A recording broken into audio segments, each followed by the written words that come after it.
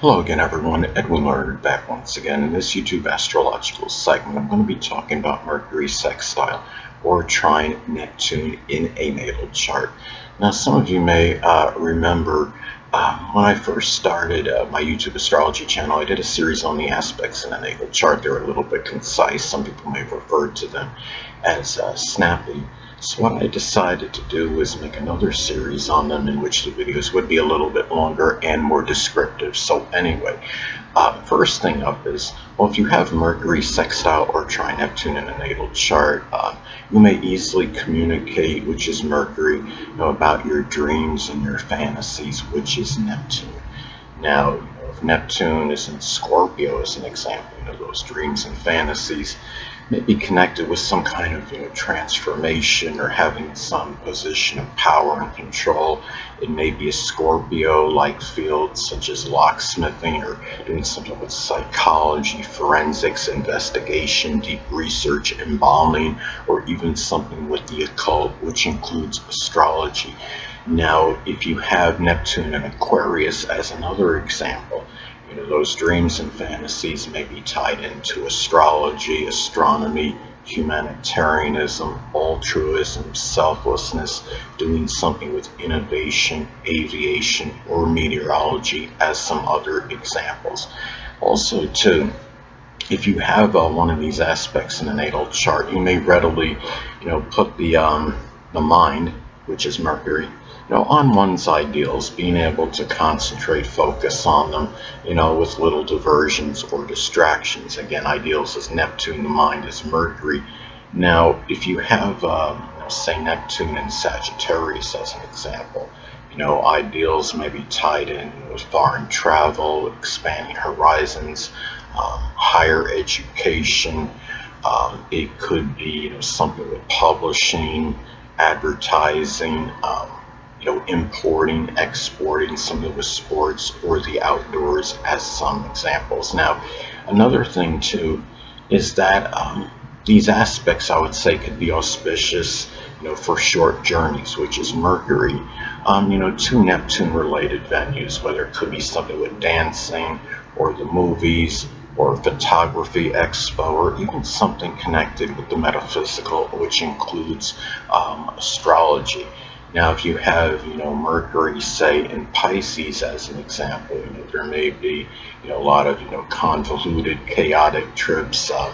There may be, Mercury in Scorpio can be more, secretive and mysterious about the places, they're going. Mercury in Taurus, of course, is going to be more deliberate, methodical, plotting in matters, with short journeys and local transportation. But another thing about these aspects in a natal chart and how they may manifest, it could be favorable in terms of thinking, which is Mercury, using, imagination and idealism, which is Neptune. Now, the thing about this is, if you have Mercury in Aquarius, it could be, very, innovative thinking as well. It could be something connected with computers or robotics or astrology, something associated with, again, computers, electronics, could be astronomy or aviation or meteorology as some examples. Now, another thing too is that you may have, if you have Mercury sextile or trine Neptune in a natal chart, there may be a little difficulty in terms of being inspired, which is Neptune, in matters pertaining to communication, writing, and manual dexterity, which is Mercury. So the thing is, if you have Mercury in Aquarius, say, as an example, there may be, manual dexterity may be expressed, through, something with electronics or computers, as an example, working with new technology. It could be, if you have, going Mercury in Aquarius, again, writings, maybe tied in with science fiction or innovation or astrology, astronomy, computers, as some other examples. And also, too, if you have Mercury sextile or trine Neptune in a natal chart, it may also be very favorable in terms of easily analyzing, which is Mercury, Neptune-related matters and topics, and that can cover a wide divergence of things. Those things can include, say, photography, chemistry, poetry, dancing, anesthesiology, the paranormal, things connected with illusion, um, flooding, and could even include the metaphysical, which includes astrology, of course. And if you have Mercury in Scorpio, as an example, that could be a lot of intense scrutiny and really analyzing, could even be borderline obsessing over analyzing things. And, the thing is, too, if you have, again, the moon sextile or trine Neptune in a natal chart, can also be very propitious for driving, which is Mercury, in Neptune, kind of conditions, whether, you're taking a convoluted or there's something confusing about the short journey, or even dealing with fog, in some cases, which is connected with Neptune. If Mercury, say, is in Aries, as an example, the driving, maybe one, could be somewhat spontaneous, impulsive, a little bit aggressive.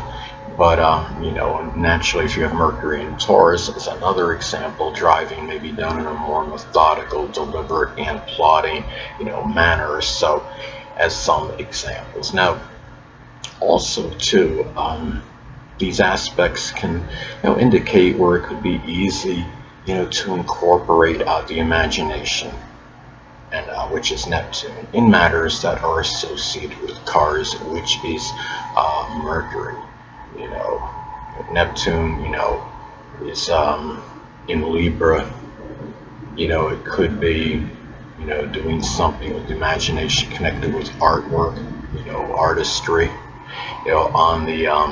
on the vehicle. If you have Neptune in Aquarius, maybe there's something, some kind of high-tech computer design. Maybe it's tied in, with the vehicle being innovative, and to some degree. It can be also, too, another way these aspects may manifest is that the early education, which is Mercury, may have been favorable for Neptune-related subjects, and also learning, with the use of video or film, which is connected with Neptune.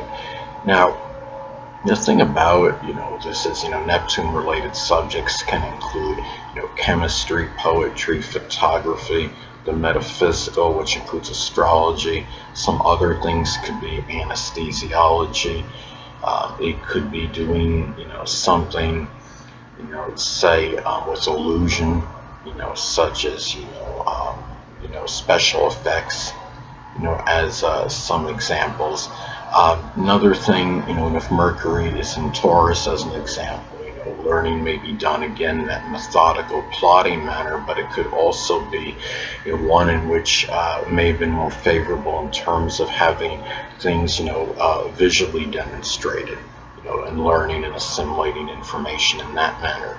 Now, another thing about these aspects is that one may readily, express, forgiveness, compassion, altruism, and sacrifice, which is Neptune, to siblings, cousins, and neighbors, which is Mercury. Now, say if Mercury is in Gemini, as an example, then siblings, cousins, and neighbors, one or more of them, may actually be a Gemini, Sun, Moon, or Ascendant, or simply embody the characteristics of the sign. It could be those that are very mercurial, loquacious, adaptable, versatile, even mischievous, talkative, but may also have a tendency to gossip as well.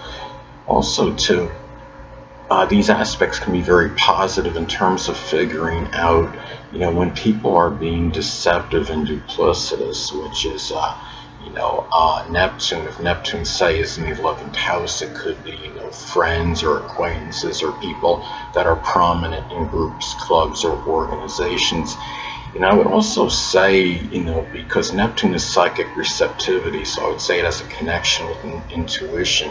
If you have one of these aspects in your natal chart, it could also be auspicious in terms of, being able to make decisions, with certain insight and intuitively from time to time. Anyway, people, that'll conclude this YouTube astrological segment. Until next time, Edwin Leonard saying stay well.